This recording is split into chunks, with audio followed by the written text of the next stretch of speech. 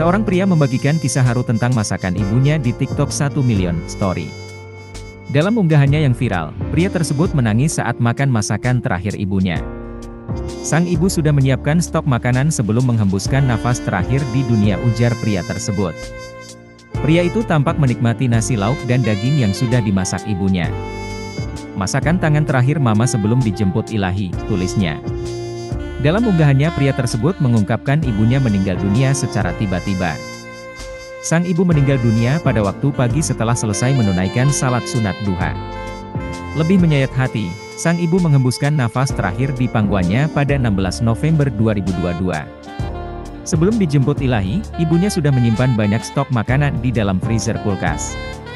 Unggahannya viral, warganet mengucapkan turut berduka dan ikut membagikan pengalaman sedih menikmati masakan terakhir yang dimasak oleh ibu.